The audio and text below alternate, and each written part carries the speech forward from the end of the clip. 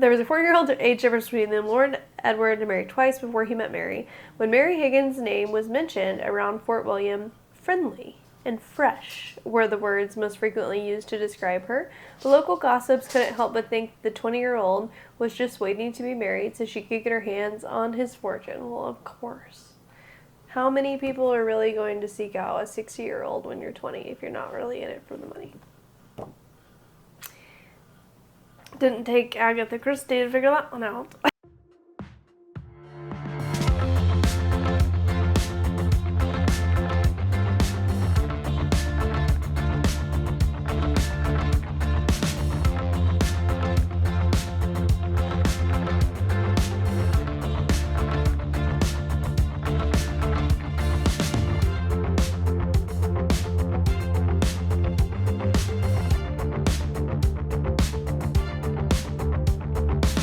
Hello and welcome everyone, this is Botany and Board. I am Bailey and today we are going to be playing a little Suspects.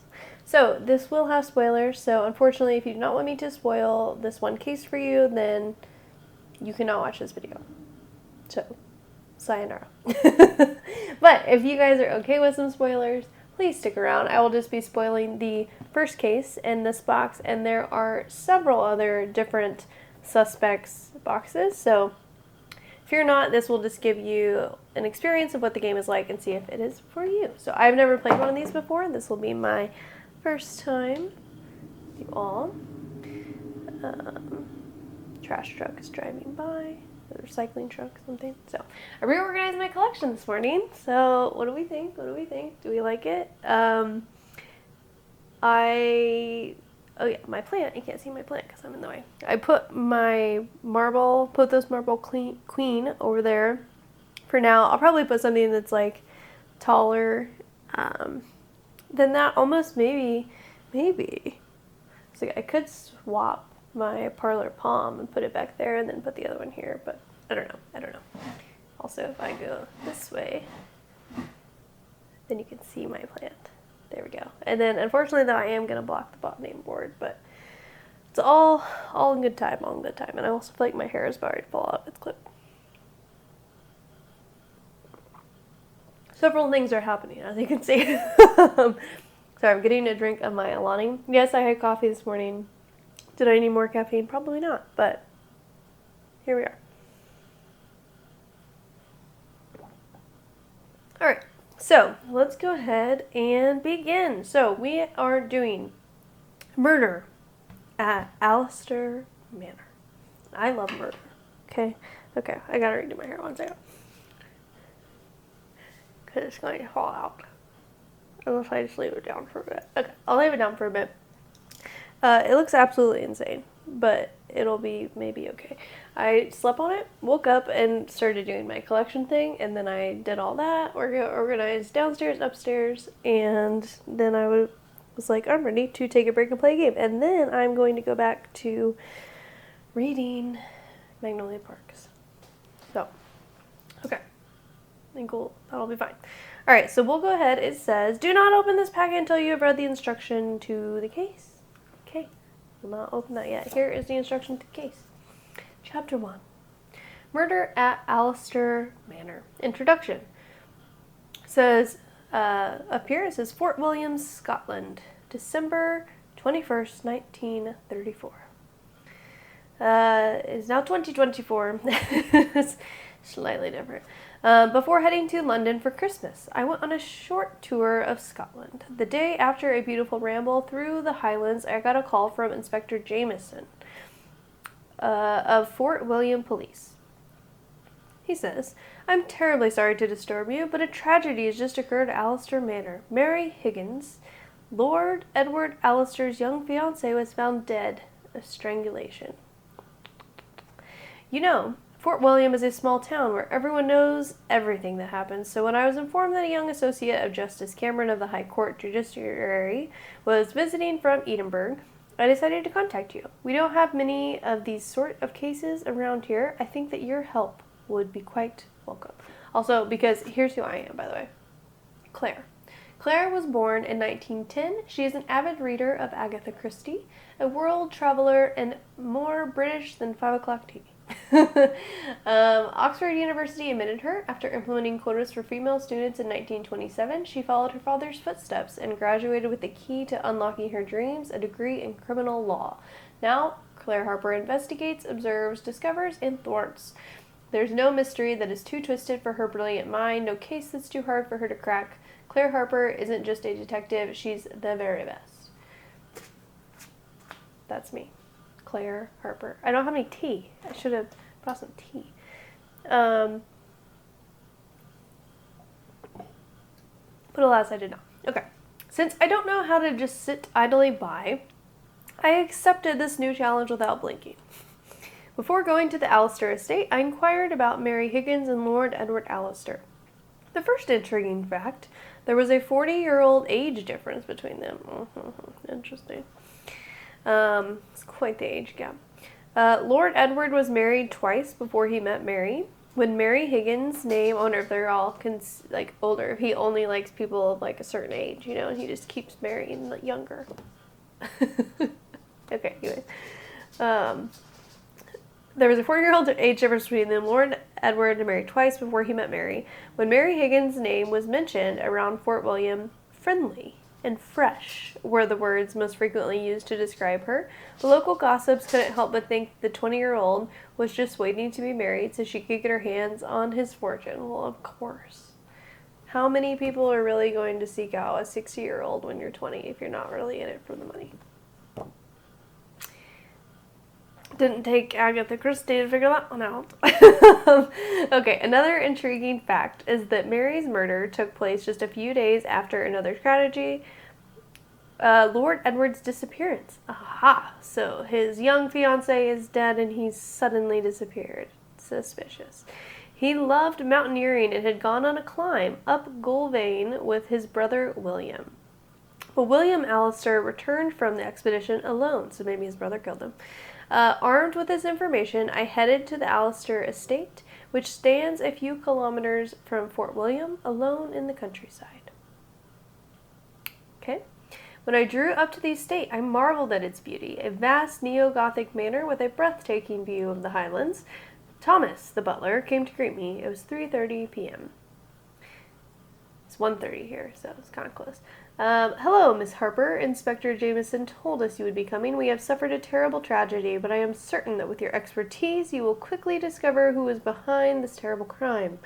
You shall have free rein of the house to carry out your investigation. I took the liberty of finding a map of the estate for you. Perhaps it will be of some use. That would be lovely. Thank you. Take the map of the manor, document A. Here it is. Then draw card 1. The numbers on the documents and face-up cards indicate which new cards you may draw. Your goal is to unmask the murderer. To do this, you must answer the following questions. Number of clue cards drawn. Points scored. So, who is the killer? And I'm actually going to write this on my own little thing. That way, if I play them all and I want to do a giveaway to you all, then I can do so. So I will just write here instead of on here. That way it can be replayed by other people. Okay, so I just have question. So the way it works is I'm going to get 5, 4, let me see, I have a more scrolled in one. Okay, there we go. 5, 4, 3, and 0. So if I get the wrong answer, I don't get any points. If I solve the question, I write down when I think I know the answer, and then I mark how many cards have came out since then. It says if you're playing with more than one person that you should have somebody keep track of the number of clues drawn, but Lily, are you going to do that? She is sleeping. She got tired from all the organizing of the boxes. All right. We have. So number 1, who is the killer? 2, what is the motive? 3, what events led the murderer to commit this heinous act? 4, the murderer used 3 objects/items. Name them. Okay. And then 5 is in what order did the, so I'm going to just write killer, motive, events,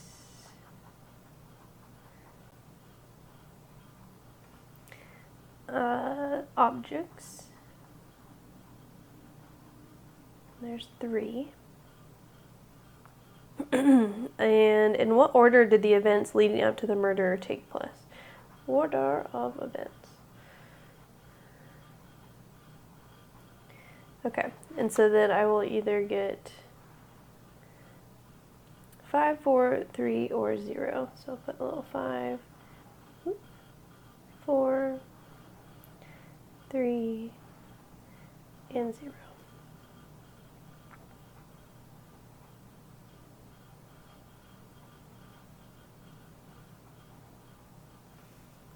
Okay.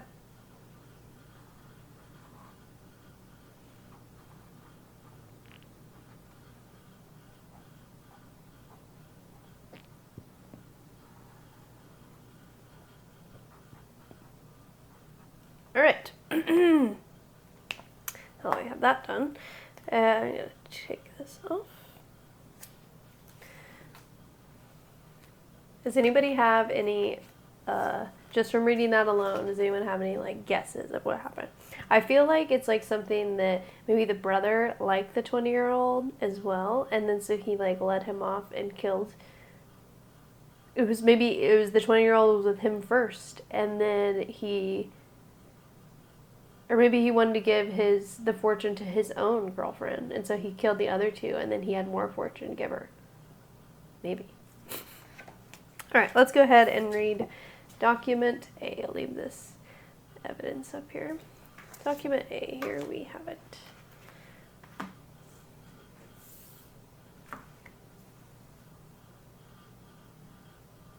I'll toggle between the more zoomed up one and the other one, but for now, since it probably seems like it's better to be closer in. Okay, so here is the manor. We have the workshop, botanical garden, I want to go there, conservatory, drawing room, library, great hall, music room, ballroom, porter's room, Edward Allister's study in the entrance. Okay, so go ahead and read chapter 1. Oh, I see some people. Okay.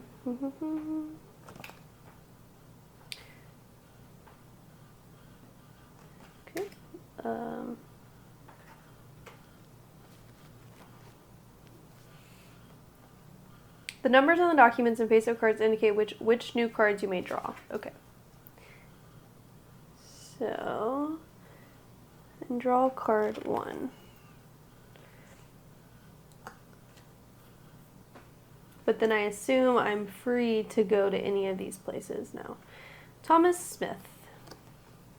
40 years old, he is the butler. Miss Mary arrived at Allister Estate just 3 years ago, but I quickly became very fond of her. I called the Fort William police immediately. The body has already been taken by the police to the medical examiner's office at St. Andrew's Hospital in Fort William. Their phone number is in the Great Hall. The entire Allister family is currently at the manor. They're willing to cooperate with law enforcement. Please take this. It will help you get to know the family better. Aha. Consult the family, document B. Moving right along. So there's where the manor is. I'm going to go ahead and go like this. So you guys have kind of seen the manor. Well, there we go.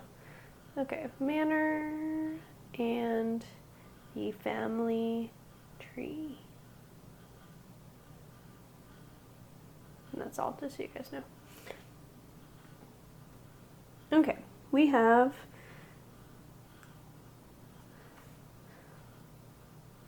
so here's all the cards then that are available for me. So I guess I just kind of start going, okay?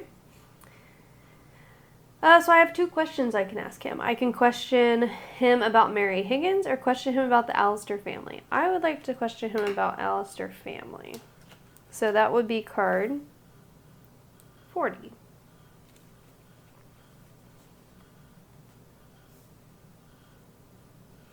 I'm trying to decide where to set my initial reading here. Or maybe I'll do this so you guys can.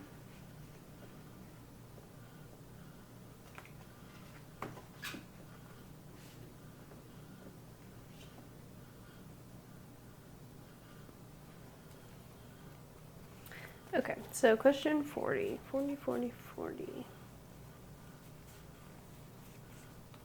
There he is again, Butler Thomas. He says, the Alistair family has seen its share of tragedy. Lord Edward's first 2 wives died. His only son was stillborn, and Edmund and Edith's parents died young, leaving the twins in dire straits. Luckily, Edward took them in. Okay, so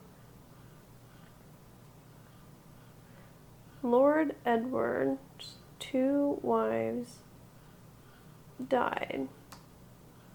So these are his 2 other wives that died.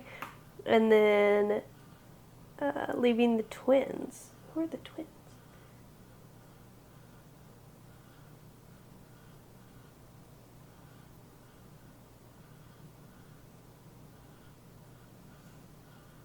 Oh, okay. Sorry. Edmund and Edith's parents died young, leaving the twins in dire straits. Okay, so these 2, Andrew and Clara, had died. And then these were the twins, Edmund and Edith. And they're age 21. Okay, his thoughts on... Alright, he's going to tell us a little bit about everybody. Okay, his thoughts on Mary. She brought a smile back to the Lord Edward's face. Edward Alistair. A strong... No, Elizabeth, not... It's like a strong woman. Elizabeth, okay. She is a strong woman. She remains convinced that Lord Edward is still alive. That is interesting. Who was the guy who went with him again? The brother? The brother's name was... I should be able to tell. William. Yes, and he's all bandaged up. Okay. So that is Elizabeth. She is strong. Edmund is one of the twins. So Edmund and Edith now. So Edmund is a young man full of energy and great gentleness. Have a feeling he was quite fond of Mary. Yeah, similar to age. He's actually older than her, in fact. Don't you love when that happens? Edith Alistair, a confident young woman. And Jane. Oh, she's little. A charming little girl. William Alistair, he wasn't as successful in business as Edward. Aha, so I'm establishing motive. He's jealous because he didn't have as many money. And this guy's just like, wife, wife, wife. I have no one. He's like, I'm seeing it's all piecing together already. I'm like making my own story is what really is probably happening. Okay, so we have done 1 and 40. Question him about Mary Higgins. So I'll go ahead and do that as well. Need to know more about her. See who she's maybe like been in contact with, perhaps. Okay, let's do so we're on 1, 2, this is my 3rd. I'm going to make a tally up here of how many clues I've asked. So 1, 2, we're on clue 3. It also told me to have a pen and paper to take notes, by the way. Mary was the daughter of Mr. William's friend, Lord Edward. Oh, sorry. Period. Lord Edward met her on a trip to Australia. She was a delicate, caring young woman who was very much in love with Lord Edward. Despite what you might hear about her, she was poor health, too. Dr. Pearson, our family doctor, had been visiting her more than usual lately. Our gardener, Joseph, raised the alarm this morning around 11:30. There's something strange in the conservatory, he told me. When we got there, we discovered Miss Mary's body. She was sitting in her usual chair with her detective novel at her feet. She was already dead. There was nothing we could do. Okay, so I'm going to write that down because that's interesting. So she was in the found in the conservatory. Okay, let's write that down here. Mary.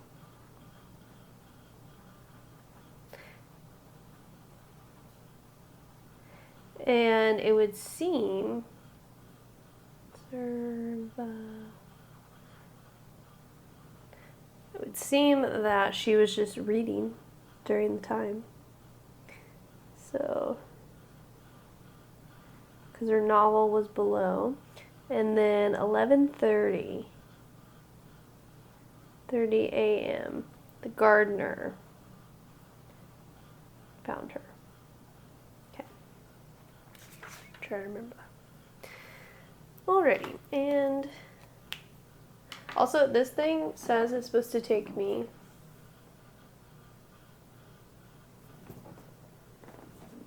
Where is the time? 90 minutes.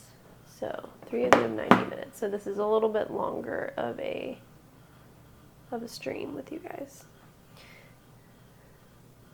Okay, so let's put that up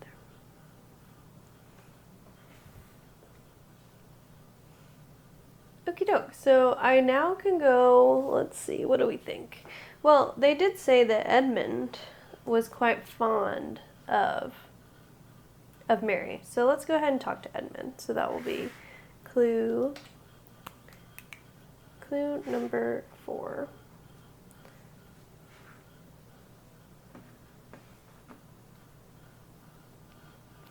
Let's actually do this because I want to be able to write here and put this over there. This chair.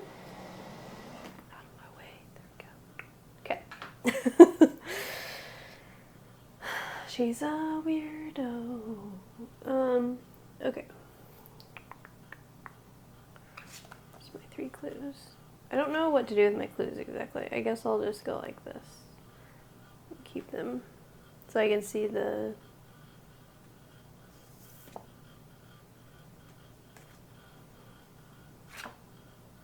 Yeah, okay, well, let's do that. I don't see, I was hoping it'd have like a name in each type, so maybe if I wanted to look old, or look through it again.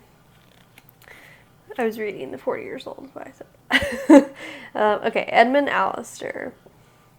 He seems completely devastated. His twin sister Edith is trying her best to calm him down.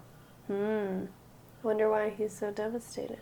I was working on my car when I heard also bark, but Joseph got there first and found... Oh, yes. So I do need to keep out...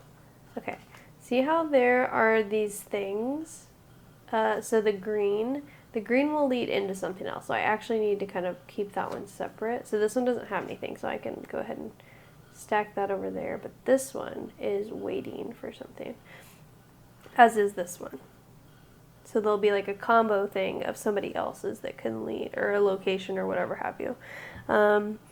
Okay, and found Joseph. Was that the gardener's name? Is everybody's stories corroborating okay? Yes, Joseph the gardener. Okay, we agree. I was working on my car when I first heard also bark, but Joseph got there first and found Mary's body. I went through the front door of the manor to get to the conservatory, but it was too late. Front door, conservatory, and the gardener. Okay. His thoughts on Mary Higgins is angel in the flesh. Wow. Edith, he thinks that his twin he would do anything for her.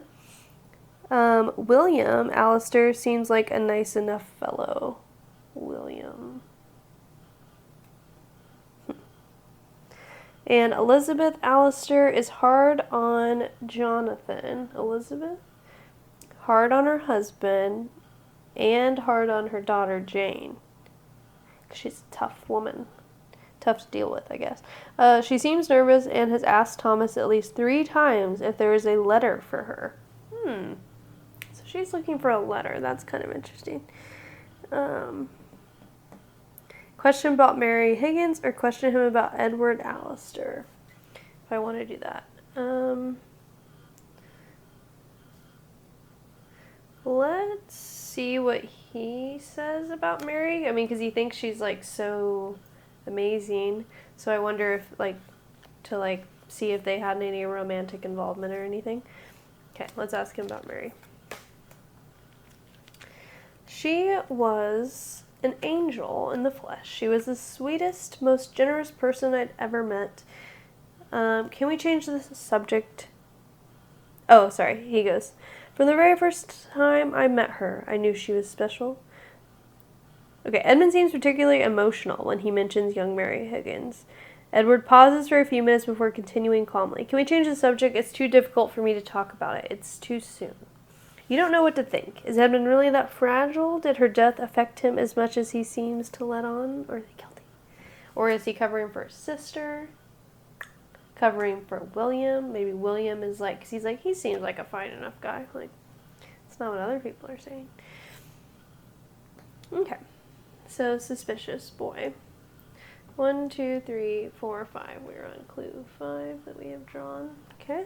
And so let's go ahead and do the conservatory because I want to see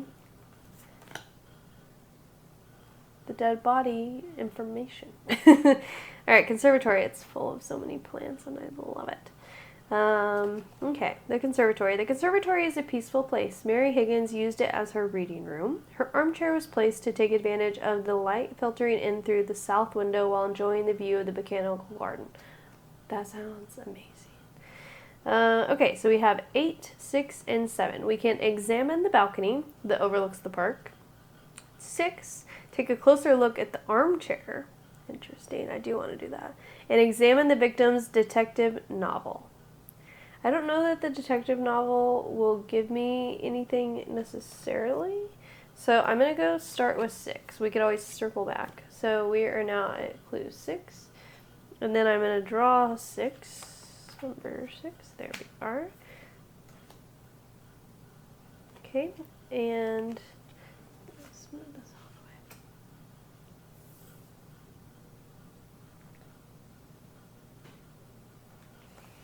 The armchair. This is where, oh, it has a footprint. There's a footprint. I don't think you guys can see that. Can you see that? See that footprint where it's like dark? It's not a smudge. It's a footprint. Somebody kicked the back of the chair. Okay, footprint on the chair. Write that down.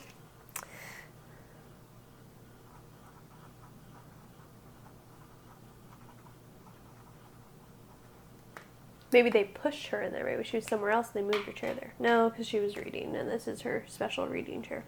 Okay, this is where Mary was found dead. After carefully examining the back of the chair, you notice a mark. It seems as if something was pressed against the back of the chair. The mark is approximately 10 inches long. I don't know, so I'd say a male footprint. But, I mean, women can have big feet too, so I don't know. Okay, so we're at 1, 2, 3, 4, 5, 6, 7. Alright, so let's see. Do we want to have a question about Edward? Let's see what he thinks about Edward, because, I mean, he said this was a fine guy. Let's see what he says about Edward.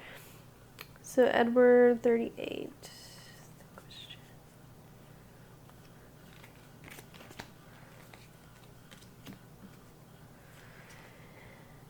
Uncle Edward wasn't good enough for Mary. I shouldn't say such dreadful things because he's always been there for me and Edith since our parents died, and I know that Edith and I have, shall we say, relatively indulgent lifestyles, but I'm not upset about his death. Your astonishment causes him to react. Don't look so shocked, Miss Harper. I'm quite sure he's dead. Edith, Jonathan... Oh, yes, because other people were like, he might not be dead. Where this Elizabeth doesn't think he's dead at all.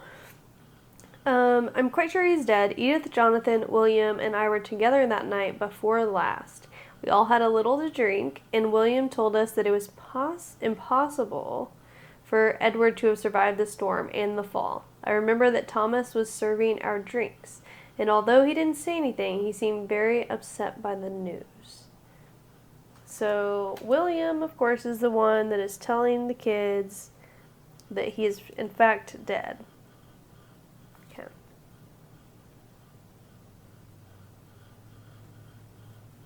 Also, is it implied that the same person that killed... I guess if he really just fell and it was a freak accident for that one, and then the other one killed the person? I don't know. Okay. 2, 3, 4, 5, 6...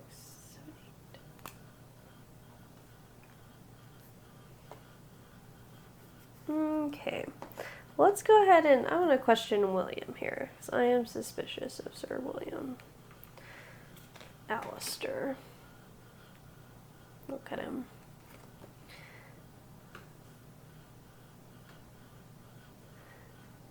Okay. William Alistair, he's 57 years old. I was walking alone in the forest when a tragedy occurred. It was a short walk because I'm still recovering from the fall I took while hiking. Dr. Pearson comes to the manor regularly to see me. Dr. Pearson. Timothy. They're the guests.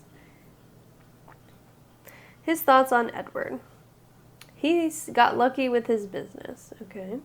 Edmund is a bit too kind to be successful. Edmund.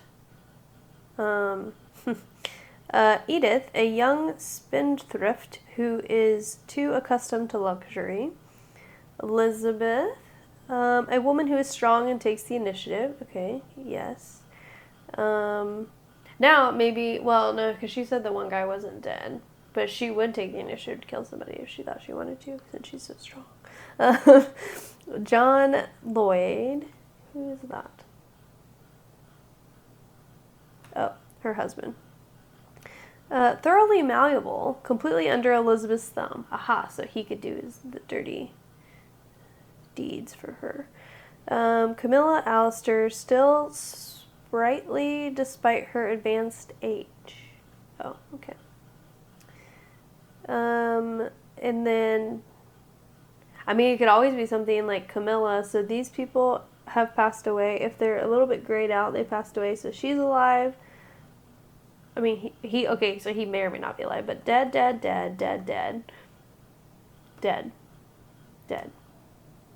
rest are alive. Okay. Let's clear that up for everybody. Thomas Smith and Joseph Mason, excellent servants. Okay.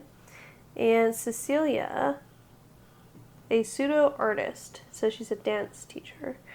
Question about his business, about the hike, about Mary Higgins. I want to know more about this hike. And then I go ahead and do more to get the hike card.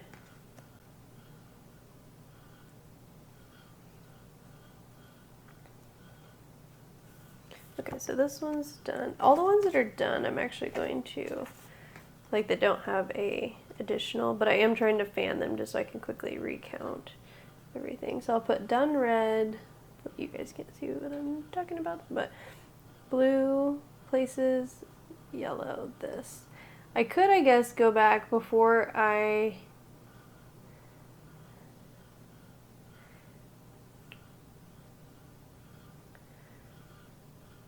So I'm waiting on information for that, I'm waiting on information for that, and I'm waiting on information for that. I'm going to go ahead and, let's go ahead and look at 8 real fast before I go to 48. So I'm going to grab 48 though.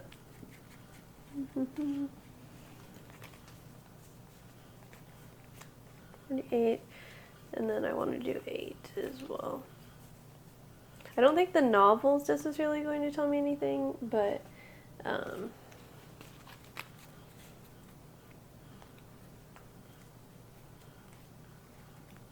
okay, we'll start with him. Edward and I have always loved the great outdoors. Yes, I challenged him to climb Goldvein together. We were caught in a snowstorm. We tied ourselves together and Edward laid the way. After an hour, Edward fell into a cleft, dragging me with him. It all happened so fast. He must have been poorly attached because I found myself alone on some kind of ledge. No matter how many times I called out to him, he never answered. I was badly injured, so I hiked back along a path alone and made my way to McLeod's cabin. I went back to the cleft the next day, but found no sign of Edward. Since I was injured, I came back down the mountain to raise the alarm. You may draw card 3 if this is the third caudacious symbol you have found. Okay, well there's 3 symbols right there. You may draw this card if you have collected the 3, I see. So I only have 1 so far.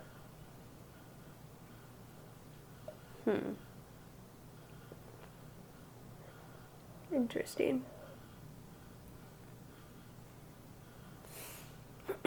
Okay, so we're gonna go ahead and look at the view outside the balcony. Roll fast. 1, 2, 3, 4, 5, 6, 7, 8, 9, 10, 11. Okay. Balcony. The door behind the curtain leads to the balcony overlooking the large park. The snow that fell during the night has cloaked the property in a white blanket and gives the landscape an eerie stillness. You open the glass door. It was unlocked. And despite the cold, you step out into the balcony. The snow continues to fall gently. You walk back and forth along the balcony, looking down at the ground below you. You notice footprints in the snow. Footprints.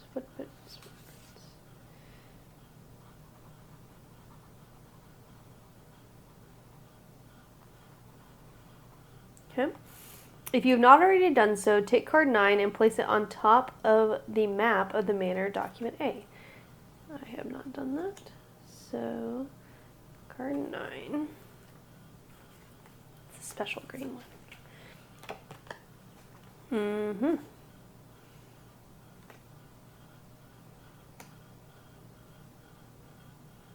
And there we have it. So now I can look at 10 and 11. So I'm going to go ahead and do 10. Just follow along there, shall we?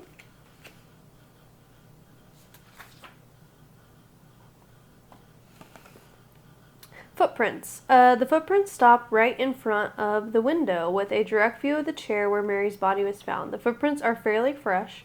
They were left after it stopped snowing. As you recall, the last flakes fell around 11:30 this morning. Ah, the boy.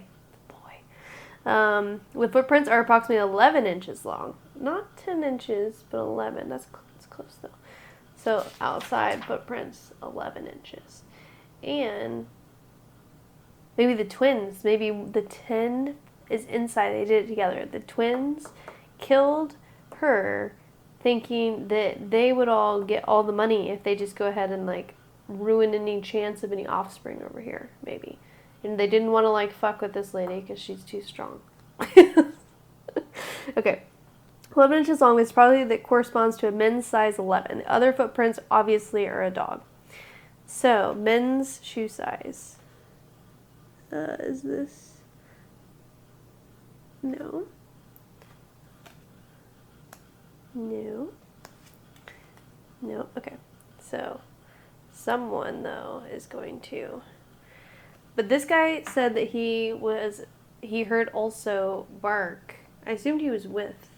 Yeah, I was working on my car when I heard also bark, but Joseph got there first and found Mary's body. He didn't say he was with the dog, but he heard him bark. Okay. All right.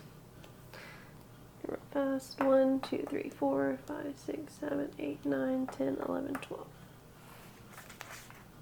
12 it is. Alright, so we're going for clue number 13. I'm going to go ahead and get 11 as well. See what's out by the workshop. Where's the garage? So he would have been in here. The boy said he was in here, but he heard the dog bark out here, and then he went through the entrance, and it was too late. Gardener, and then the workshop. Okay. Footprints. Aha. As you look more closely, you notice faint footprints that are less visible because they are partly obscured by the recently fallen snow. From these footprints, you can conclude that someone went into the workshop and then came back out. Snow and wind are not the allies of a detective such as yourself because they make it difficult to measure the footprints. They're probably a men's size 6.5, about 10 inches long. I'm confused. This one said 11 inches was size 11, and now we got 6.5, right? Am I crazy? Approximately 11 inches long corresponds to a men's size 11. And then this one says about 10 inches long, they're probably a men's size 6.5. 10 inches long. How does that make sense? They're possibly women's shoes, but you can't be certain. What? Okay, so men's size 6.5. 10 inches long. So footprints.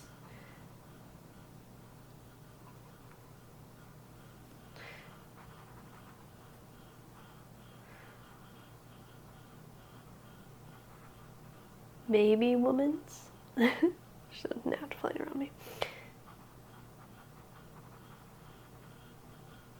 Woman out by the workshop. Okay. All right.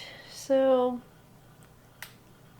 let's go ahead and look at her book. I mean, whatever. That was the only thing I didn't. It's probably nothing, but in the conservatory was just go ahead. Since she's the body, I feel inclined to make sure I don't overlook something important.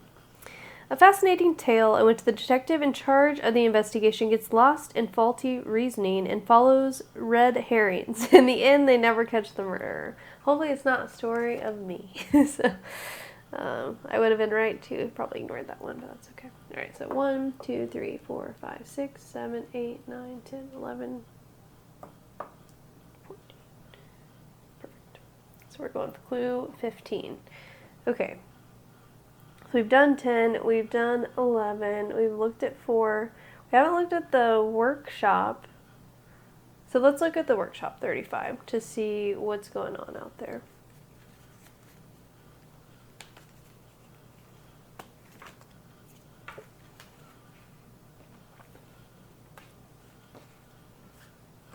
Okay, Joseph Mason's workshop. Joseph Mason. Okay. Oh, the gardener's workshop is full of tools and accessories of all kinds.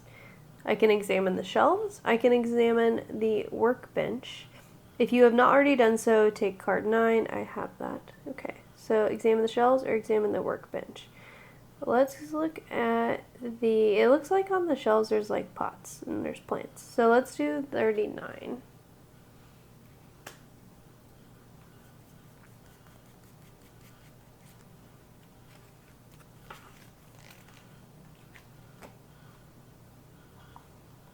Pair of gloves. You find a pair of brown leather gloves in Joseph Mason's workshop. The suspect's hands are bigger. Okay.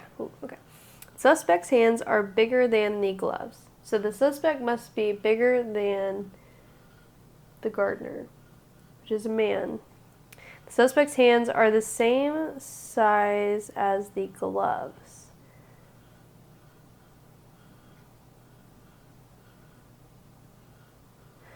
What? Oh, I see. Okay, so something like this. I see. Okay. The suspect's hands are the same size as the gloves. William Allister.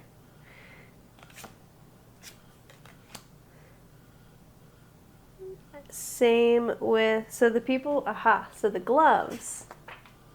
See how this is working here. Okay, so gloves, they have gloves. So these fit either William, Edmund,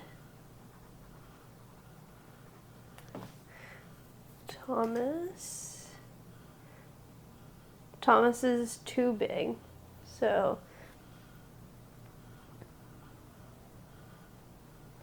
too big. And then fit.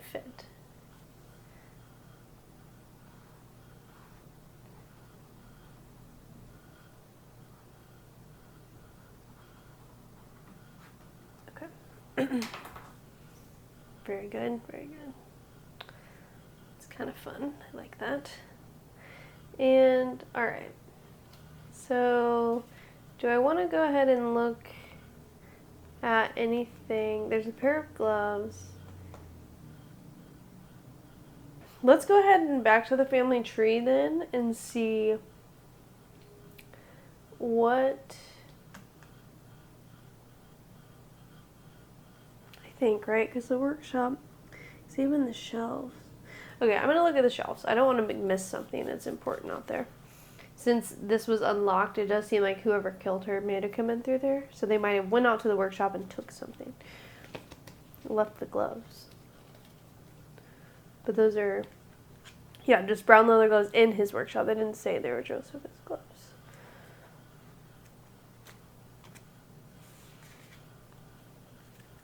Actually, I should go to the gardener and see if the gloves fit him to determine if someone left gloves there. Okay, 46. Old rope. This rope found in the workshop would make an ideal murder weapon. Possible weapon, rope.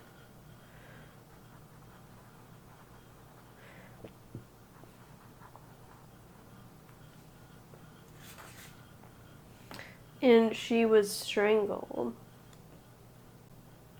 I was picturing a hand, but maybe you could be strangled with a rope.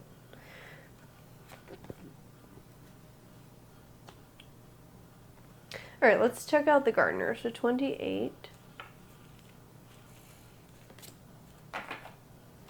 Joseph Mason. The gardener of Allister Manor looks you up and down. Also had been barking outside the conservatory for several minutes. As soon as I realized something was wrong, I called Thomas. It must have been around 11:30 this morning, miss. Okay, so everybody is agreeing that 11:30 was when Dog barked. Shit went down. Okay, so let's see. Those could be his gloves. So Joseph.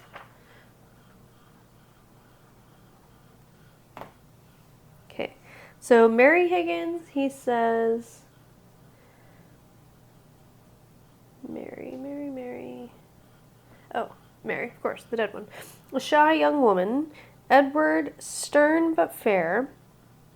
Edmund, a young man with a passion for cars and tinkering, an expensive hobby. Edith, in town, I've heard she's a regular socialite. It's her youth, no doubt. William, he likes to tell me about his exploits, but I think he's jealous of Lord Edward's success. I think so, too. So, possible motives. William, it's mentioned several times. Jealousy. Over success. Or lack thereof. Jonathan Lloyd. Mrs. Lloyd leads him around by the nose. He asked me if I had any plans that would help him to sleep. Any plants that would help him to sleep.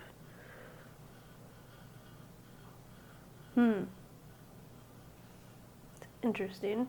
Like, what if she did it, and then she had him go get a plant that would put her to sleep, and then so she could kill her? Maybe. Okay. Joseph. Okay. Pair of gloves. So where are we at? 1, 2, 3, 4, 5, 6, 7, 8, 9, 10, 11, 12, 13, 14, 15, 16, 17, 18. 15, 16, 17, 18. So I'm going for 19. And I want to know more about this Elizabeth woman. She seems like she looks evil. Evil in her eyes, I tell you. Elizabeth Allister, 50 years old. I left alone for Fort William early this morning and didn't come back until early this afternoon. Feel sorry for the poor child, of course, but I dread having to tell Edward. The Fort William police seem overwhelmed. I hope you won't have come here for nothing, miss. Her thoughts on Mary, Edward's new plaything. She didn't deserve to die like this. Edward, he's still alive, but he's a fighter, because he's a fighter. Edmund, too nice to be a real Allister. Edith, strong and determined, the exact opposite of her twin. William, Edward has always been superior to him, and everything I don't understand why he's the one who came back from that expedition. Jane, her daughter. My daughter, I adopted her 10 years ago. Adopted daughter. Jonathan Lloyd, her husband. He's the family lawyer. Oh, and he's also my husband. Camilla Allister, she's lost her marbles. The old woman. Thomas Smith and Joseph Mason, they serve us well. Okay. Everybody hasn't said anything suspicious about the people that work there. The household staff. As they say, all right, let's see how big your hands are, lady. Too small. Elizabeth.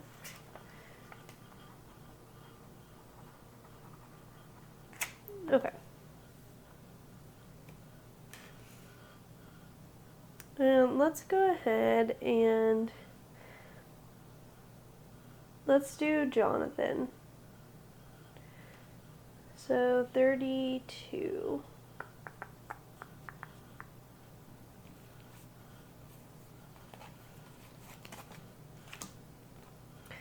Jonathan Lloyd, 51 years old. I was resting alone in my room when Miss Higgins was found. I'll have to deal with that in addition to Edward's eventual estate.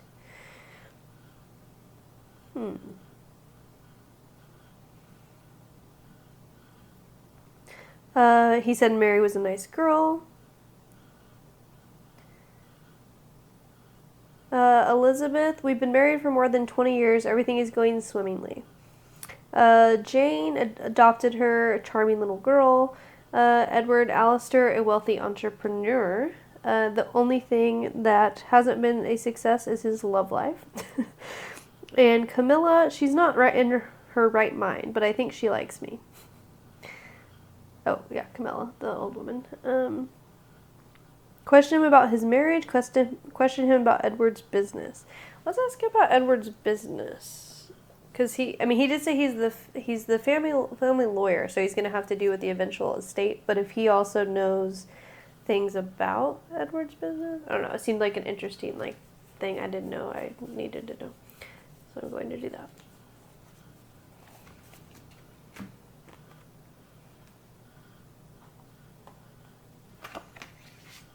Oh yeah, let's check out his hand size. Jonathan's also could wear.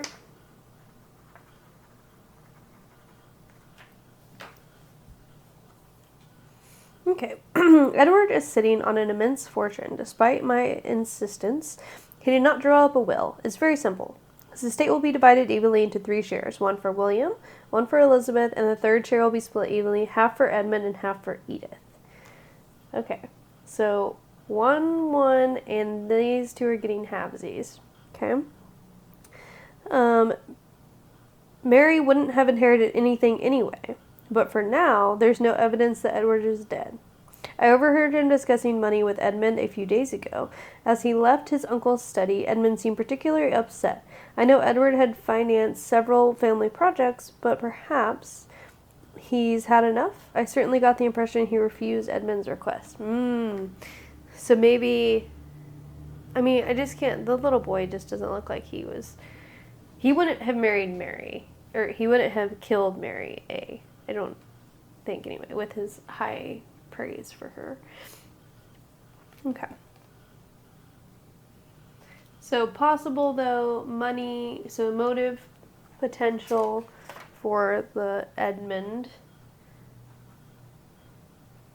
would be he was irritated that he turned him down on a so he refused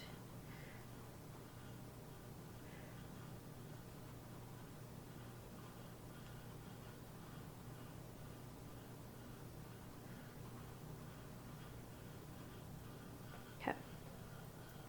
All right, so we've looked into her.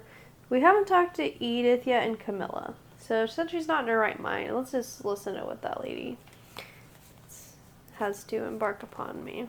The little girl's 10. I don't think I really need to listen to her, although she could overhear something from her parents. So Camilla is 92. Wow. Sitting in her wheelchair, this mischievous-looking old lady sizes you up. My dear Miss Harper, you're not suggesting that at my age I've decided to embark on a career in crime? You can't be serious, my child. I've played chess with Edith all morning. It was a long game, and we began a few days ago. We had trouble concentrating because of Ms. Purcell's piano playing. You can hear everything in this house, even though I have asked Edward time again to have the problem fixed. Question her about the Allister family. Question her about Mary. Let's check her hand size. Too small.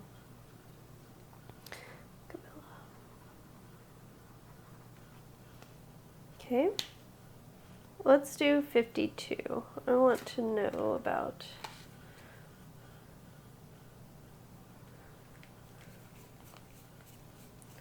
what she has to say about her family.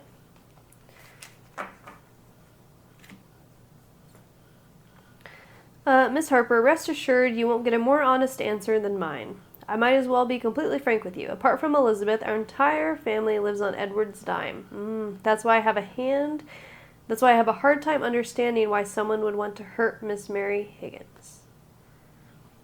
Mary Higgins, a lovely dunce. Edward, an overconfident gambler. Edmund, a bland, fearful, and unable to take the slightest initiative without his twin's support. Edith, strong and determined, the exact opposite of her brother. People keep saying that she's the opposite, so I probably need to look into Edith. William, a failure, who returned from Australia broke, and he brought Mary with him in his luggage? What? What? Did you hear that? And he brought Mary with him in his luggage.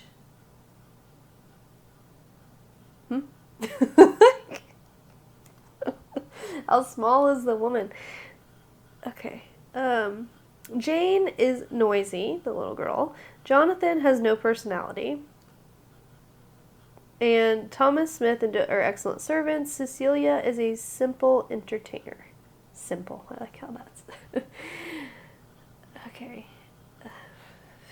He turned to Australia broke, and then that's just when he brought her in her suitcase. So she currently on this little thing just said she was a lovely dunce. So I don't know that she's going to have that much to tell me about Mary. But let's ask. I don't want to 53. Okay.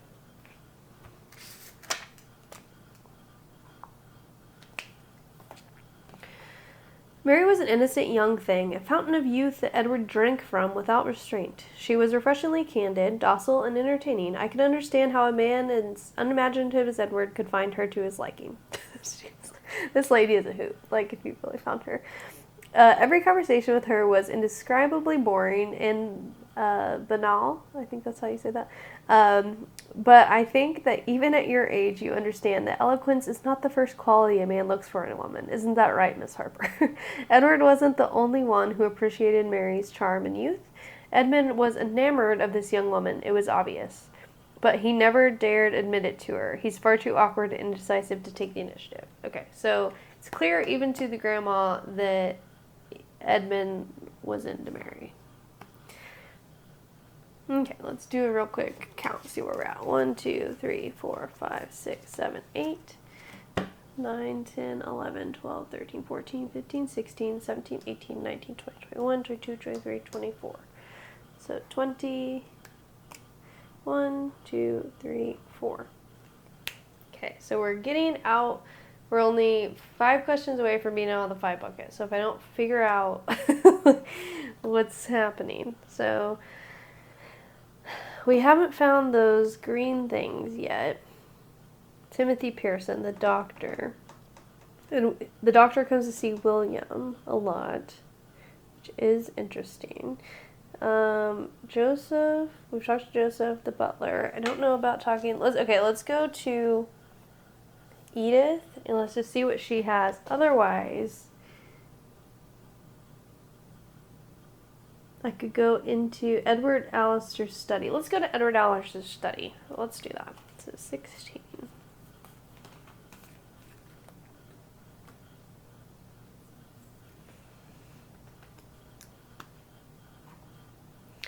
Okay, a tidy room that is the seat of Edward's empire. There is no safe. The master of the house must have absolute confidence in his staff. There are various maps and documents about the surrounding mountains on the desk. Examine the letter or examine the maps and documents. I'm going to examine the letter to start.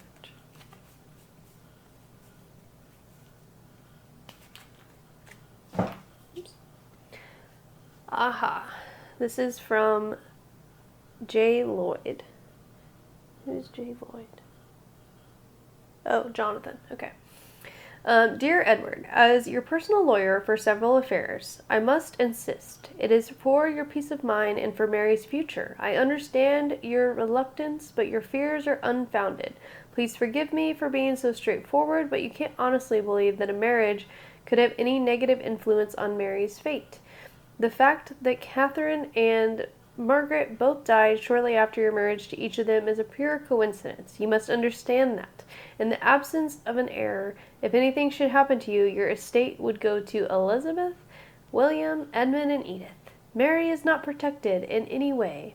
If you don't want to marry, at least agree to make a will. We'll be able to talk about this in person next month. No, you won't. This was November 12th. And this was December 21st. Ooh, so they did have a chance to talk about it. Interesting. So he tried to tell him to get married to her.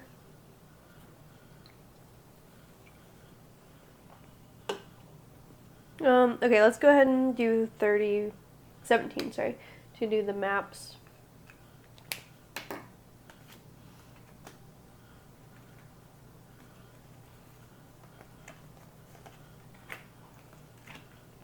Okay, maps and documents. In Edward Alister's study, you find documents concerning his preparations for a hike in the Grampian Mountains. Fort William, December 10th, 1934. Dear Mr. Allister, the equipment required for your expedition will be delivered on the 14th.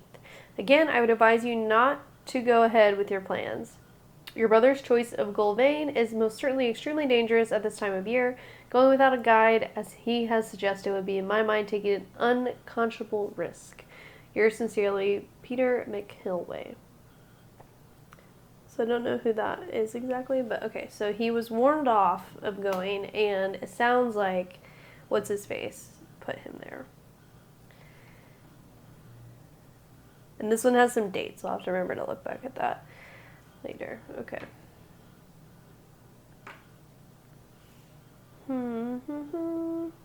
Alright, Edith, let's go ahead and...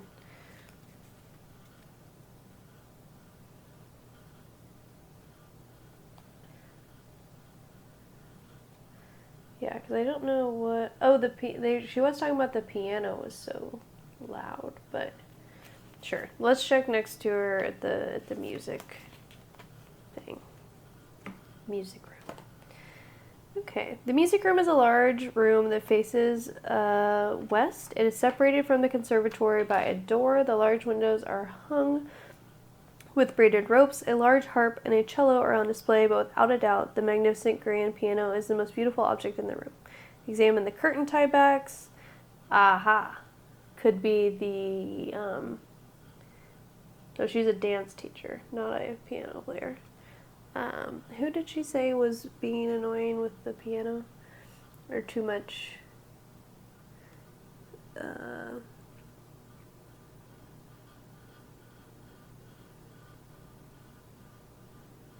Said she was like playing chess for months or something. 3 days.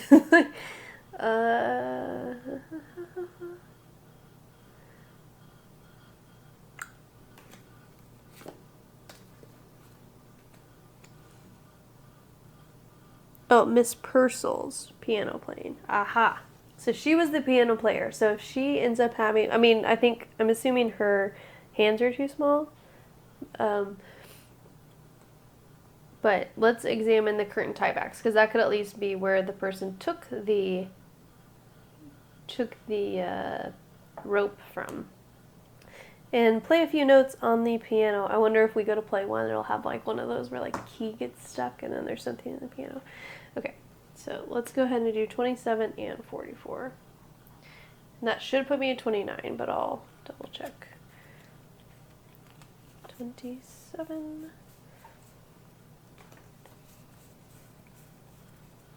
44.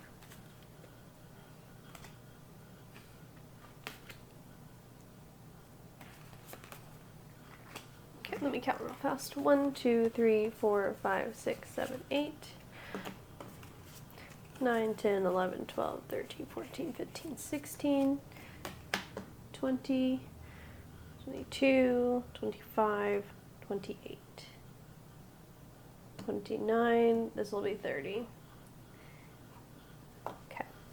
So I can do these, and then if I don't, I won't get 5 points on anything. But curtain tieback. This tieback is a perfect match for the curtains in the music room where you found it.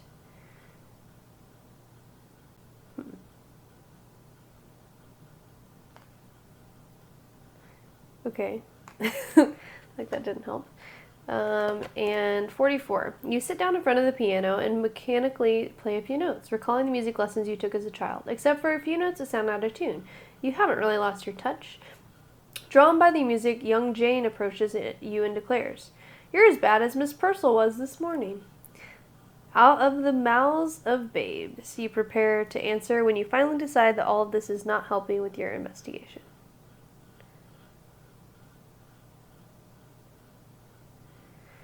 Well, it did say that Miss Purcell was in there playing in the morning.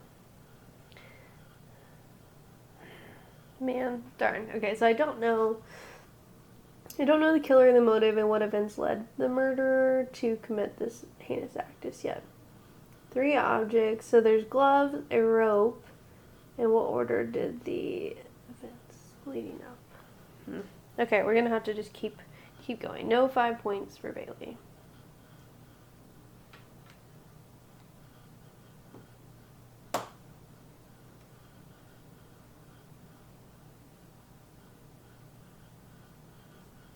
Okay. Let's go. Let's get Edith, because I am interested in her suspiciousness, since she is wanting money, and she might not know that he wasn't going to get money anyway. Who's to say? Just like every day at 11 a.m., I was playing chess in the drawing room with Camilla. I'm obviously shocked. Miss Harper, as you can imagine. She's playing chess with her? I thought she was playing chess with... Oh, she's playing chess with Edith all morning. Okay. Mary, beautiful, young, and naive. Everything Uncle Edward would want in a woman. Edward, an old skinflint. I don't wish him dead, but I'm not heartbroken that he has disappeared. Edmund, he'd be lost without me. Since our parents died, I've taken care of him. He's as gentle as a lamb. William Allister, I don't know him very well, but he seems like a loser who is jealous of his brother's fortune. Elizabeth Allister, certainly smarter and stronger than her brothers. Her only flaw is that she's a woman, otherwise she'd be the head of the family. Jonathan Lloyd, weak and submissive, and Camilla, the most sensible woman in the family. We play chess every morning, and she doesn't even know who the service people are. And she has too small of hands.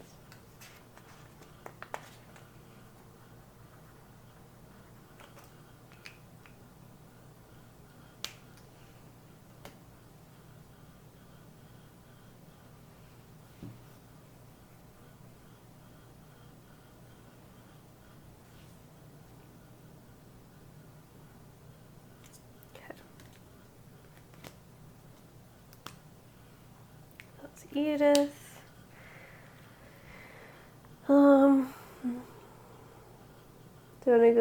Let's go to the piano player, because she was playing. I'm also looking for these things. The doctor, where would the doctor have shown up? I honestly don't know. Okay. 25.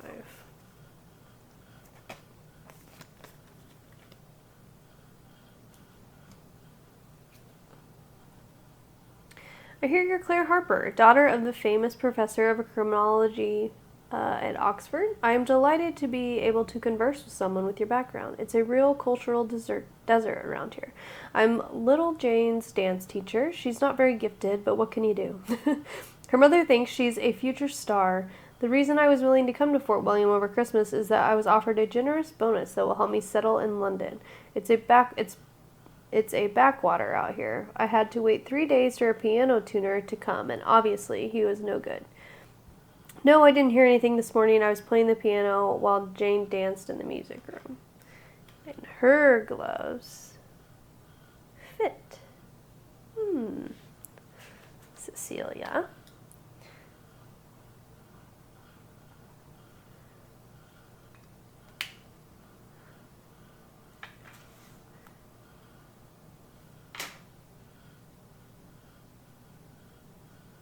How would she get money, though? If she, wanted to kill these people, I don't see how that is going to help her get money.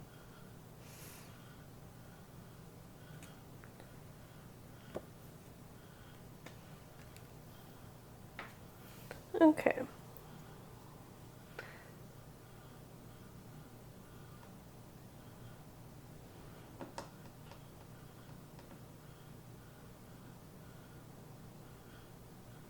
Let's look at the, I don't know which. Alright, let's just look at Jane because of the little girl. It's one of the only ones I haven't.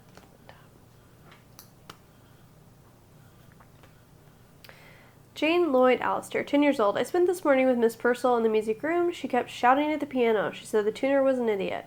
I heard a noise in the conservatory like something had fallen to the ground, but Miss Purcell forbade me to stop our lesson to go take a look. Elizabeth, she's in charge of everything, but I think she's sad today. Maybe it's because of the important letter she said she's been waiting for. Oh yeah, she has that letter.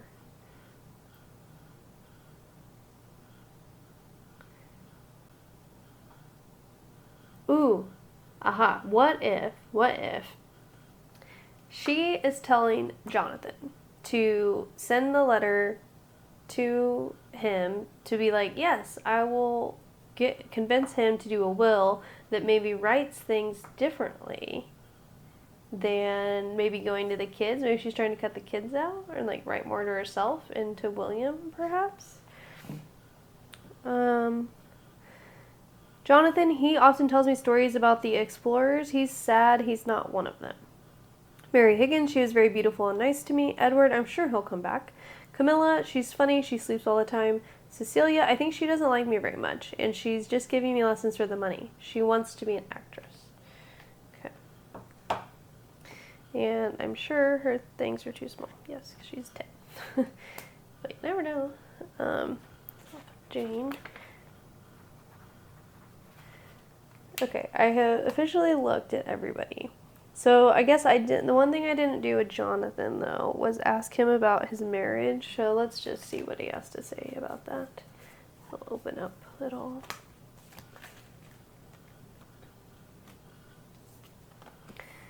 Elizabeth took me as her husband 22 years ago. Since then, we've lived in perfect harmony. Elizabeth and I sleep in separate rooms because I'm prone to insomnia. Elizabeth went to town in order to order sleeping pills for me because I seem to have misplaced my pill box. Last night I had a really bad night. Maybe my sleeping pills have been delivered to the porter's room. I'll have to go check.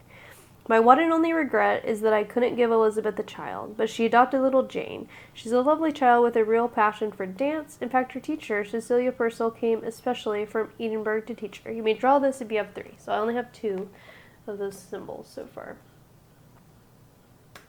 I need 1 more. But it does say the porter's room, so maybe that will be in there. Maybe those are maybe cata, whatever, is some kind of, I don't know. Alright. So let's go into the porter's room. I'm running out of cards.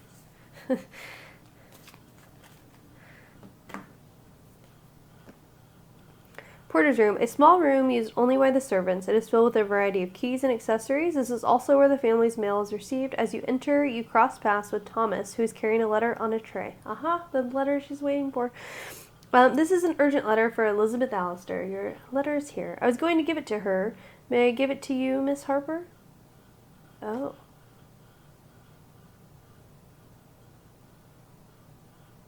Oh, me. That's me. I was like, who's Miss Harper? That's me. Okay. Open Elizabeth's letter. Yes, I'm going to do that. Personally deliver the letter to Elizabeth. No, I'm not going to do that. There is a box of sleeping pills on a small table. There is a label with J. Lloyd's name on it. Aha. Okay, so let's go open that letter. Like, whoops. Sorry about that. 42.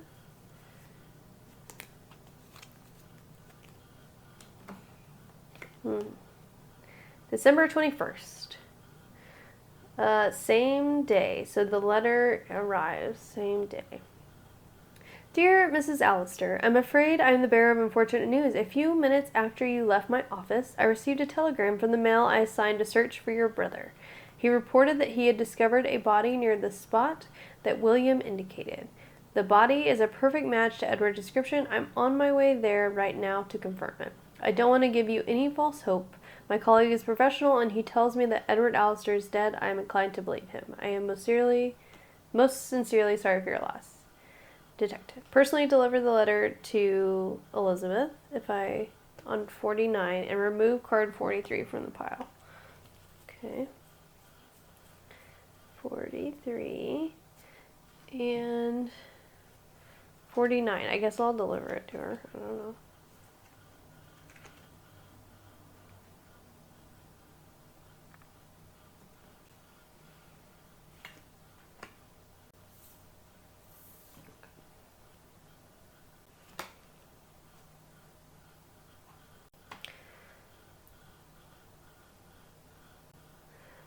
How dare you open my mail? Elizabeth's manner is cold, but you can sense she is having difficulty restraining her anger. Need I remind you that we tolerate your presence here so that you may discover who murdered Mary and nothing else? Your status as an amateur detective gives you no rights here, Miss Harper. Don't bother questioning me anymore. I won't answer any more of your questions. You can't decide whether it is her brother's death or the fact that you opened her mail that made Elizabeth angry. One thing is certain, there's nothing fake about her anger. As you leave Elizabeth, a thought pops into your head. Now that Edward is dead, they will finally be able to discuss the inheritance. Remove card 12 from the pile if it has not been drawn. I already did 12. Okay.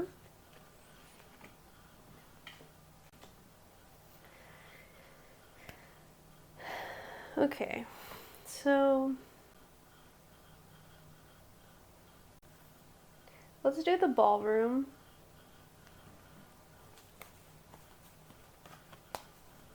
Unless I want to, did I want to question him about his business? Oh, let's ask him about his business.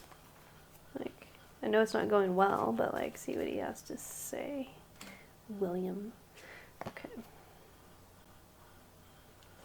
My business. You seem a bit too young to understand anything about it, Miss Harper, but I'll answer your question. It's no secret that I didn't have my brother's luck. My attempt to start a business in Australia was an abysmal failure, and I came back here ruined to live off Edward's charity. At least that was what everyone will tell you. It's true that my brother is helping me get back on my feet, but if you're interested in money, I'm not the only one who could stand to profit from Edward's death. Motorsports are an expensive hobby. Edmund.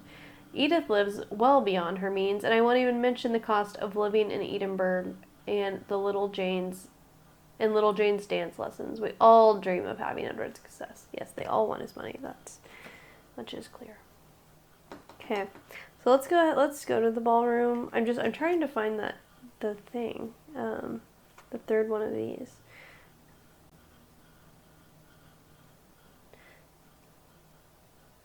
Because it would be the Great Hall or the library. So I guess I could go to the library because no, let's go to the ballroom. Because I thought like the entrance is here, so I thought to walk to the conservatory.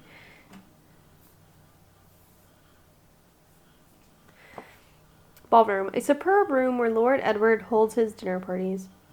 The ballroom offers a breathtaking view of the botanical garden. A double sliding door separates this room from the music room. On the walls, hang portraits of two young blonde women who resemble Mary Higgins. Oh. Thomas interrupts your thoughts. Those were Lord Edward's first two wives. Catherine died giving birth to young Colin, who did not survive, and Margaret had a fatal riding accident. They both died just a few weeks after marrying Lord Edward. Okay. I'm not sure if I marked that down. Yeah. So that was kind of useless. Let's look at the Great Hall. No, let's go to the library first. It makes more sense. Library. A superb library filled with a wealth of lovely volumes. There's a desk next to the door that leads to the drawing room. At the far end of the library, a small fire is burning slowly in the fireplace. Examine the desk or examine the fireplace. I'm going to examine the fireplace, see if somebody threw something in it. So 29 and 47. I'm going to go ahead and do both. 29, 47.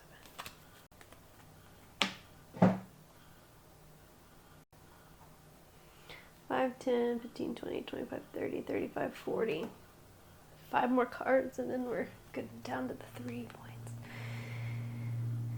Okay, piano string. Haha. When you examine the fireplace, you discover a string encased in a very hard material. The string is partially burned. You examine the string even more closely. You discover tiny traces of brown leather at both ends. So the gloves, piano string. Maybe it's this lady.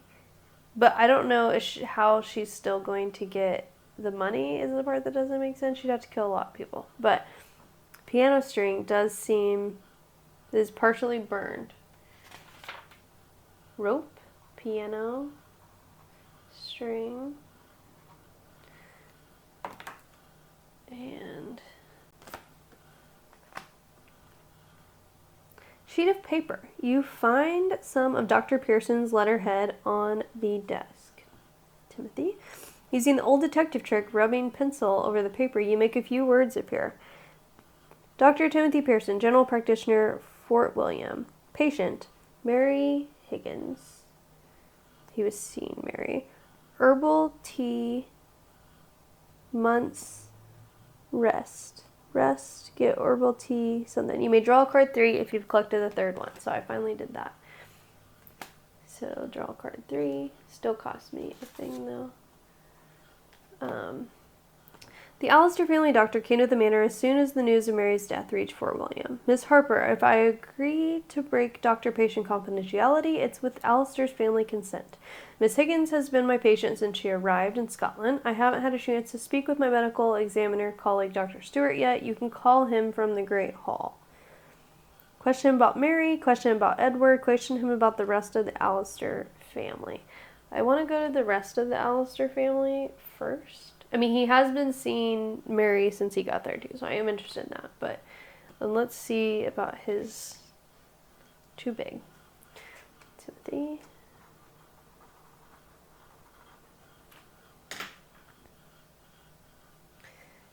We're with Timothy Pearson. So Timothy Pearson, the Allister family doctor, I'm going to question him about the rest of the Allister family, which was 37. I don't have much to say about the rest of the Allister family. All I know is that Jonathan Lloyd is prone to insomnia, and that his doctor in Edinburgh prescribed sleeping pills for him. As for Camilla, she's in good physical and mental shape for her age, if you ignore the fact that she has lost the use of her legs, obviously. Of course she sleeps a lot, but that's perfectly normal. She plays chess every morning with Edith in the drawing room. It's an excellent mental exercise for her. I recently congratulated Edith on it. Okay. Wasn't all that helpful.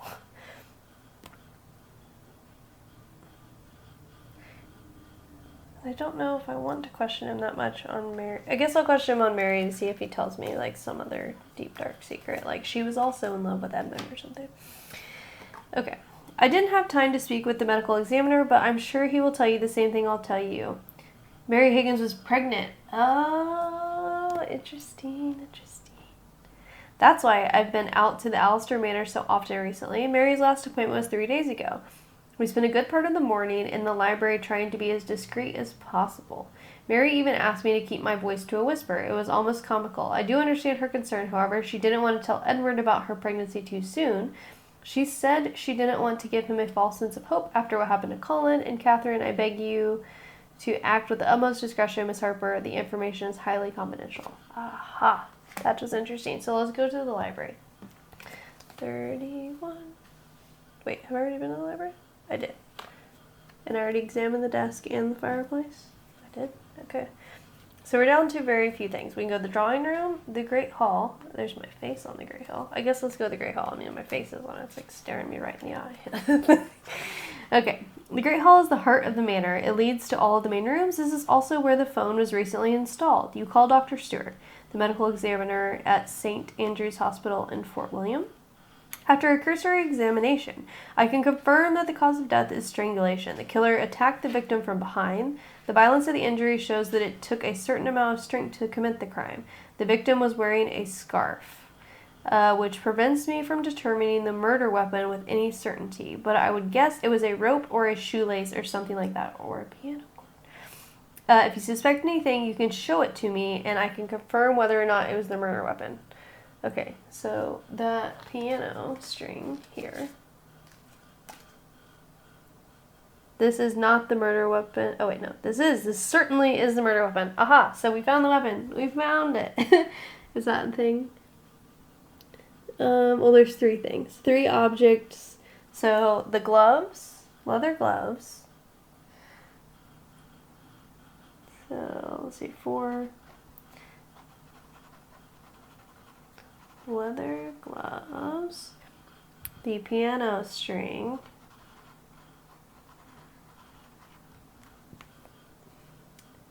the string is partially burned. You examine the string even more closely, you discover that there's traces of brown leather at both ends.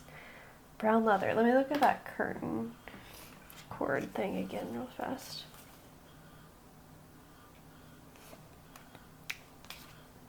I wonder, yeah, because I thought the leather portion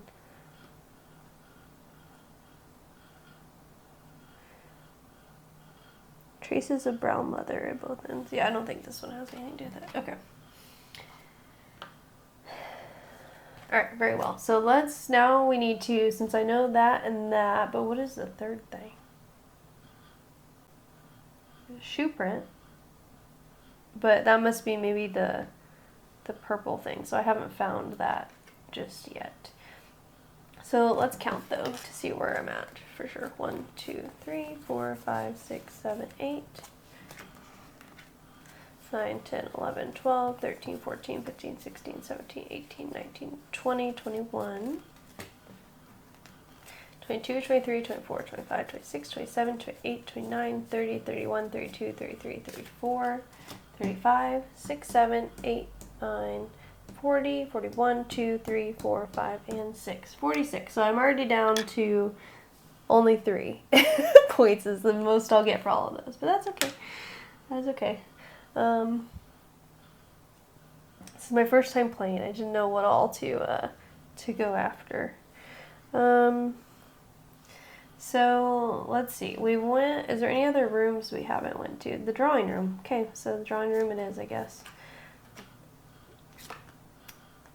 Just off the conservatory, the drawing room has a magnificent hardwood floor. In the southwest corner of the room, there is a chess table. A game is in progress. A small cart with a tea set on it is placed next to the table. Examine the game of chess. Examine the cart. I want to look at the cart and see if it has, like some of the sleeping pills in it or something, perhaps. 33.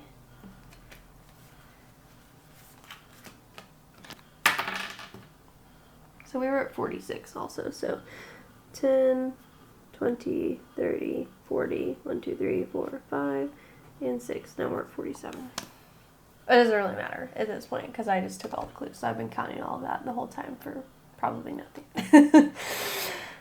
Okay, a very practical wooden cart, a precious tea set is placed on it. One of the cups is empty, the other cup has hardly been touched. At the bottom of the empty cup there are traces of powder. It could be brown, sugar, or tea leaves. The tea is cold now.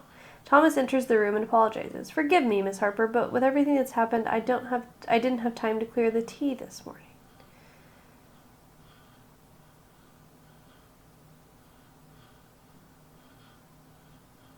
Traces of powder in the cup. So, I mean, I feel like but I don't know if Mary had I don't know why. Okay, so let's do 21 too. A beautiful wooden table, probably dating from the 17th century. There's a game in progress, and black is about to lose. With just one move, white will have black in checkmate. What's more, white could probably have won at least 5 moves ago. One chair faces the white playing pieces while there's no chair facing the black. Okay, so there's a game in progress. The black is about to lose, and there's no chair facing black. White could have won a long time ago. So Edith could have won a long time ago, but she was making things be slow.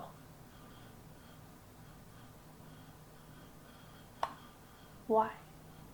So the other person could go in. She was distracting the old woman, so her brother could go in and murder Mary.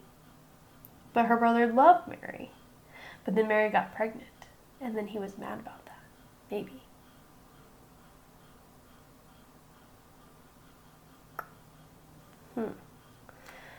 Okay. So I only have 2 cards left. So what did I not ask about? Because at this point we might as well know them all.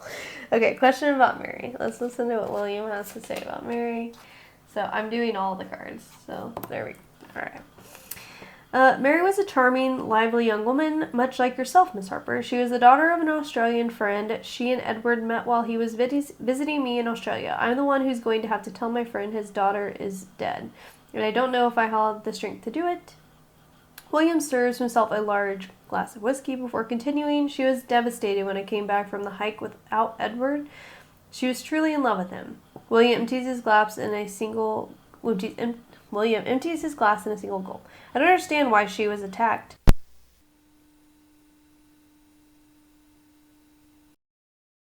Okay, I'm recording the last little bit of this on my phone. This is going to be one hell of a...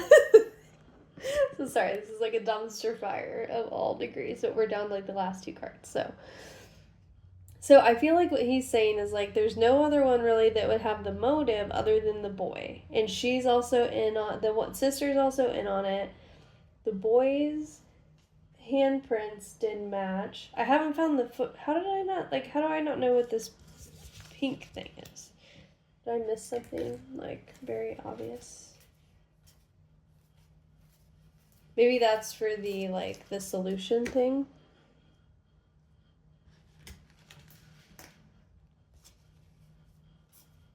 I don't see any purple lines. Oh, I'm such an idiot. Okay, here we go. The shoe. The shoe, everybody. This woman.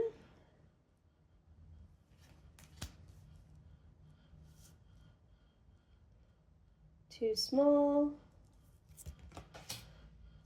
Boy. Not that one. But this one. Nope, not Edmund. Okay. So neither one. What about Edith, though?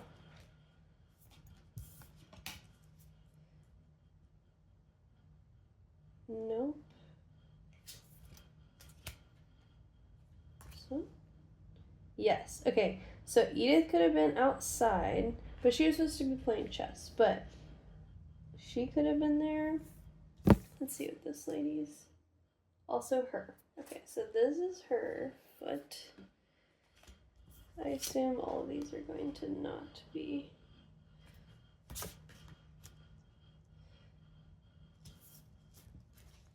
So William, Elizabeth.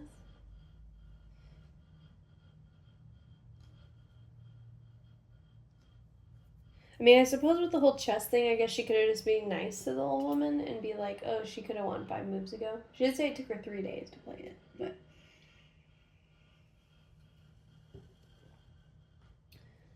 The piano string. Jonathan.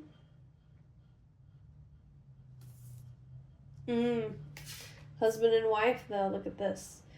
That and that. And does Jonathan fit with the glove, though? Gloves fit.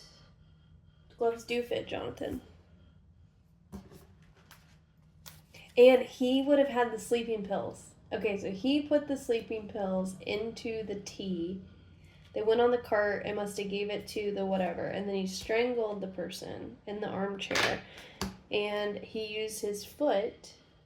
Who strangled, though? This one was approximately 10 inches long. 10 inches long. Okay, so she strangled her with wearing the leather. He wore the leather gloves. That wouldn't make sense.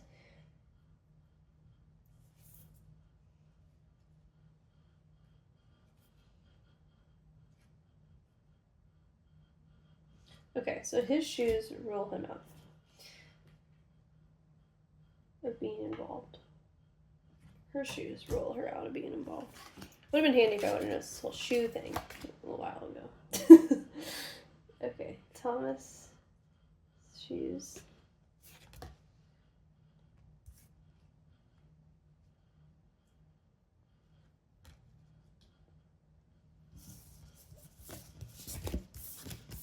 Okay, the little girl, she's not going to have done it. Some information.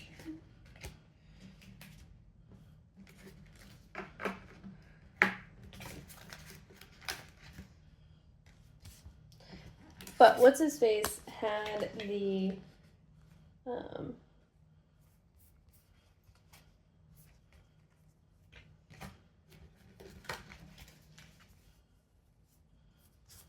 I mean, anybody could have taken the thing out of the piano, I suppose. It didn't have to be the lady that's. She doesn't really have a huge motive, and she's been ruled out due to her hand size, foot size, something. Okay.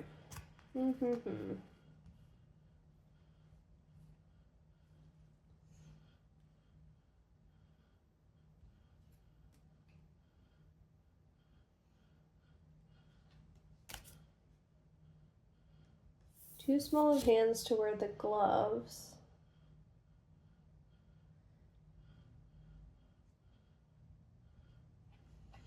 So the mark is 10 inches long. So it makes me think that someone was like this, right? Like pulling the rope and then had their foot on the chair, which would be this one. So it had to have been this one or this one. He did have a cart. He hasn't had time to pick up the tea, but it's not that he would have necessarily put that in the tea. Like, I don't understand what he would have had to gain from it all. So Edith doesn't fit the gloves, though. So I'm going to... But she does wear the size shoe, so I guess I'll leave her out for that, but...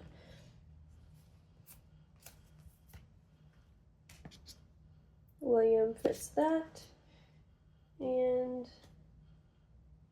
William fits that, but size 11 for William. So no one can wear the gloves and...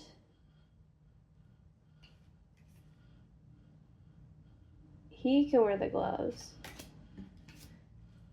And so maybe it's the butler.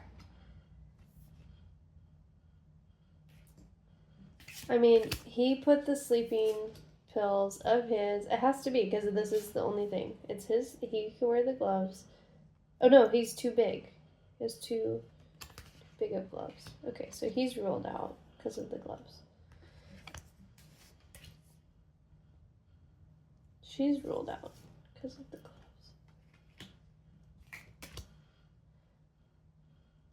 He could have had the gloves. He could have worn the gloves. And he. So one of these three could have done the gloves.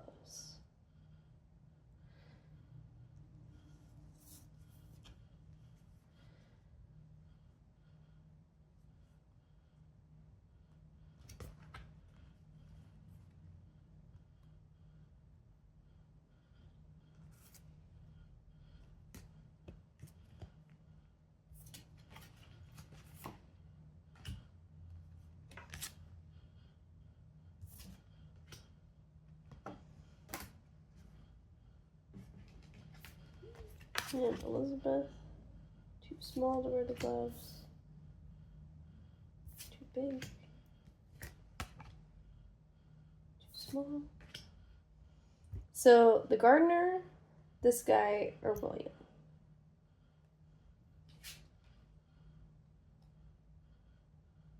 So that foot matches. That foot matches.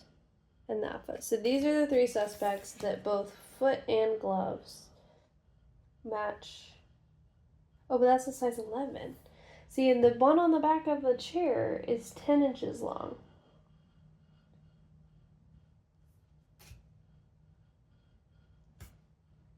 Which none of these guys could have wore that. So it's like the person strangling. There was gloves on. They used gloves with the cord. I don't know, you guys. I'm stumped. I've looked at everything. I'm so stumped.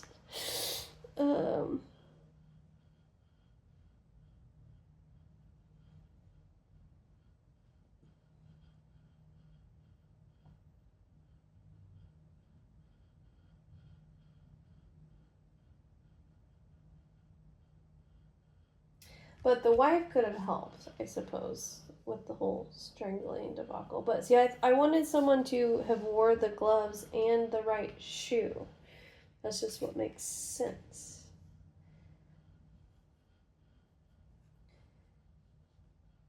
Direct view of the chair.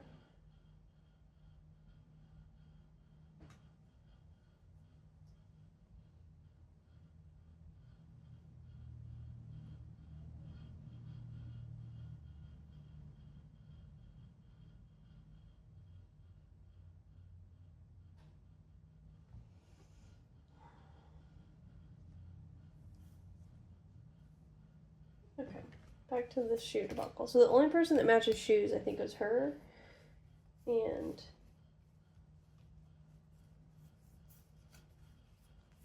her have the same shoe size and the same hand size.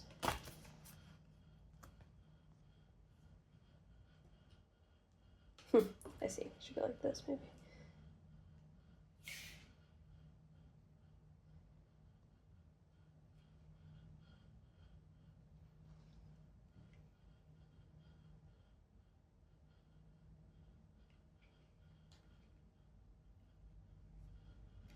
too small just right, and too just right and too small on his shoes.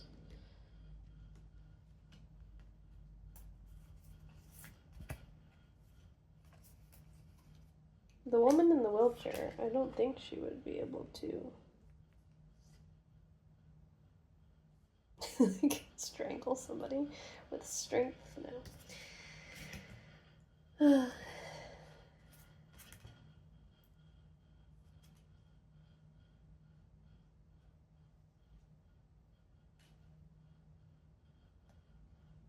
Doctor wasn't going to strangle someone.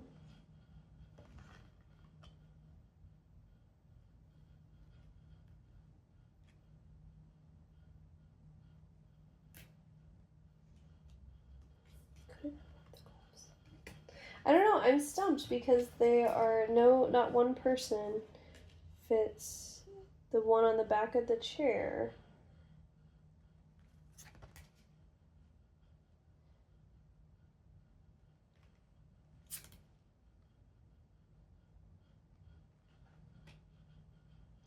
Oh, he does. Edmund does. My bad. Okay, now it's cleared. I was like, why is this arguing? So Edmund did it. Okay, so he went. And that's why the sister was helping him. Wait. No. Still too big of a shoe.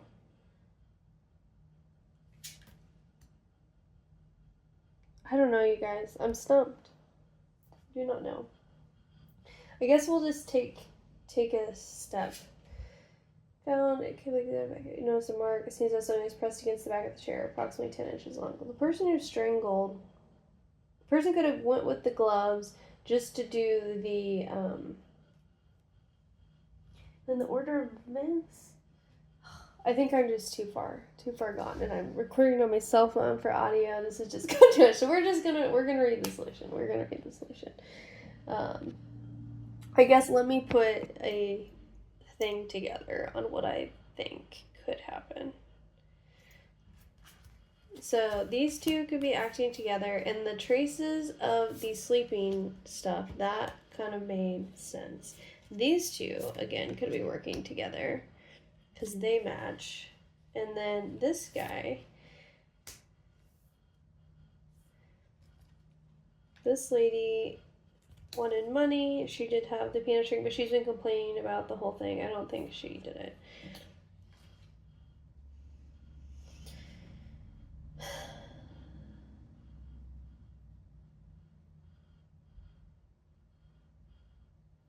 But he was the one who was jealous. He wants more money. But then he wouldn't really have a reason to kill what's-her-face. Versus the kid could have been out of love and, you know, he just like went ballistic after he figured out she was pregnant because she was whispering, but he overheard. I'm going to go with that. I'm going with these kids. Dynamic kids. So, okay, we have gloves, piano string, and then the pills. Sleeping pills. The killer is going to be Edmund, and he's going to be just love distraught. And she was playing chess. He was in the garage, walked out. Well, said he walked in that way, but okay, we're just gonna go with it. I could be wrong, obviously. Order of events. I'm not going to go through too much of those. That'll just take me too long. And I have the 3 objects. But essentially they went out hiking and the one guy came back. It'll tell me. So let's do that. I'll do better on the next one. And then maybe my audio won't cut out and all that jazz. Okay. Murder, Alistair, manor, solution. Here we go. Do not open until investigation is complete. Bum, bum, bum. Aha! At least I think I got the right feel, because there she is. So it was actually her, though, instead of she, which they did say. It was opposite, so the guy could have just been persuaded. She could have brainwashed him. Okay. Who is the killer? Over the course of your investigation, you identified several suspects that would have had an interest in seeing Edward Allister gone. Elizabeth Allister, William Allister, Edmund, Edith, and even Jonathan Lloyd. They all could have benefited from the inheritance left by Edward. Card 30.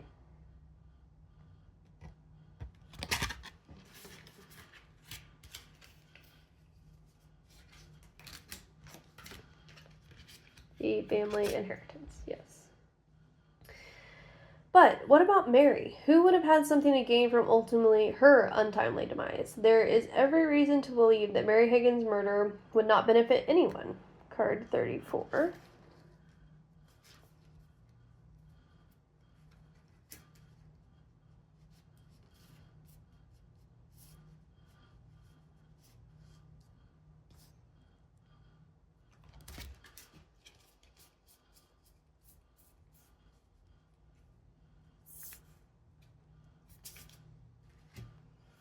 Okay, yeah, because he's like, we'll talk about the next month, yada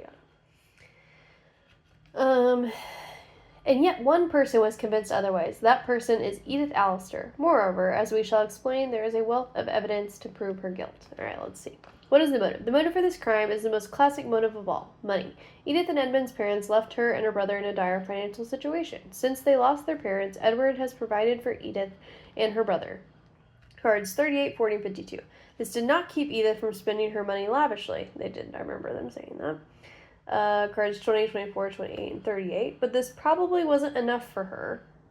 Card 18. She saw an opportunity to gain her financial independence. She had nothing to gain from Mary's death in itself, but she would most certainly benefit from the death of Edward as his future heir. Card 18.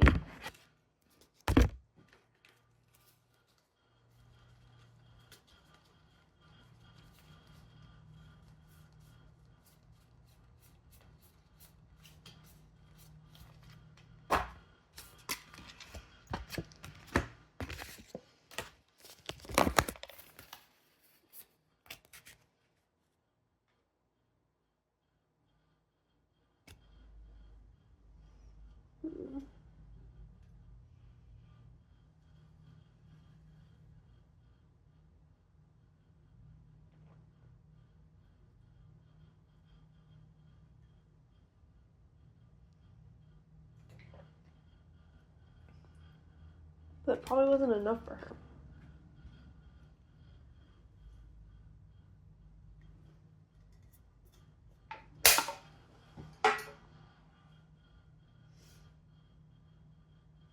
I don't know what exactly would have told her that it was.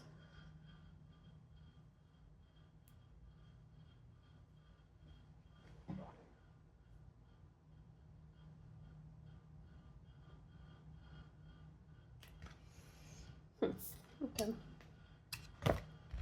What event led to the murderer to commit the Stannis Act? For Edith to inherit part of Edward's fortune, two conditions had to be met. Firstly, Edward would have to die, but he would also need to die without a direct heir. If Edward were to have a child, the child will inherit his father's entire fortune. Where Edith learned he was to have an heir, she had to find a way to get rid of it if she was to succeed in her plans. Two events pushed Edith to take action. Number one, conversation with William. Although she has no proof, Edith is convinced that Lord Edward is dead.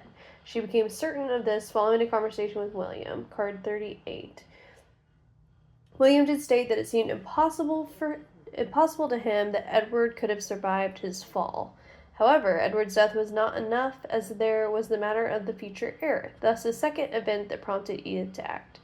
Her discovery of Mary's pregnancy. It was not so much Mary who was the target of the attack as it was the child she was carrying. It was clear to all the members of the family that Mary would not receive a share of the inheritance in the event of Edward's death.